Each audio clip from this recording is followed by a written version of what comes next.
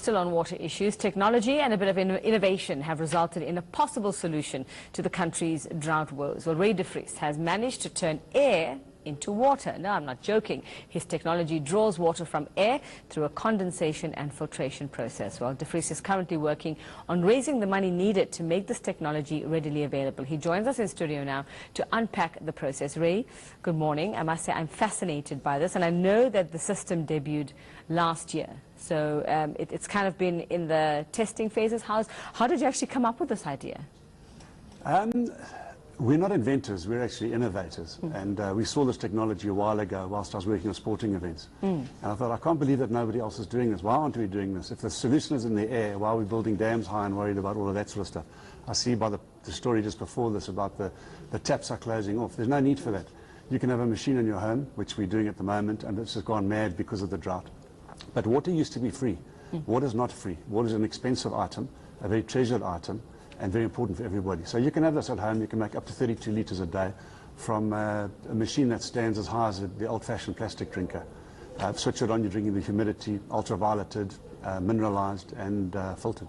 Okay, in language that's simple enough for me to understand, tell me how it works. I mean, you've taken us through the stages. What happens with this machine? Okay, very simply, the air is drawn into the machine, cooled down, drops into an ultraviolet tank. Ultraviolet is, there's no chemicals, no chlorines. It goes through a filtration process 9 times. Then it is remineralized. If water is not remineralized, it actually leaches the minerals out of your body, so it's not good for you. Held in a top tank, press a button, and you drink yesterday's humidity. And how long does this whole process take? You can make 32 litres in 24 hours, up to 32 litres depending on your humidity. And then the very largest ones are 1,500 litres, and then you can use those as modules on a trailer. And I had a call from Northcliffe early this morning that apparently they've been off now 5 days. So we'll be getting a trailer there today, plug it and switch it on, make water, and people will be able to get water from that. And I'm going to ask what might seem like a very silly question, but of course along the coast you're going to expect it to be very humid. In inland areas like Gauteng, where we're usually dry areas, we're known to be dry. How would it work there? Is it something you could use there? Very much so. You know, it works in deserts. Just because there's no rain doesn't mean there's no humidity. So if you have a look at Johannesburg now, you've got a 59.1% average humidity. In July, August, you have a very dry. If it's lower than 35%, the machine doesn't work. Or doesn't draw any air or yield any air or harvest anywhere. So yes, absolutely, where there's more humidity, you get a bigger yield. Up here, you'll get a smaller yield, but much more than you need for a family every single day.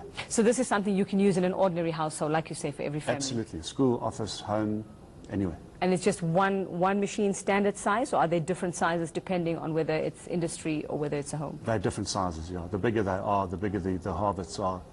The bigger the electricity is. But the smaller ones are 450 watts, so it's the same as a plasma screen TV. Is it expensive? You know, I always get asked that question. I think compared to what?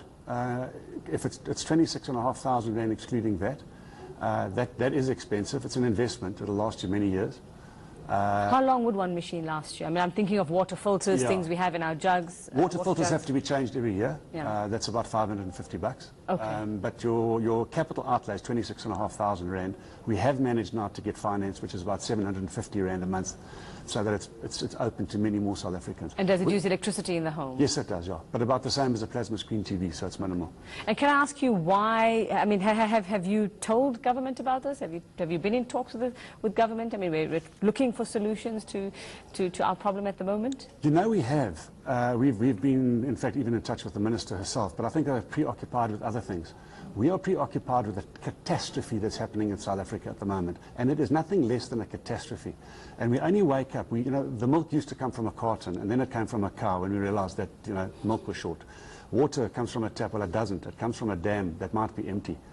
There's 9 times more water in the air. So you've got lots and lots. The answer's right under our noses. So yeah, we've been talking to government. We just wish that government would just pick the phone up. Just wish they'd pick the phone up. Maybe they will after this morning. Thanks very much. All right, that's Ray de Vries, CEO of Water from Air.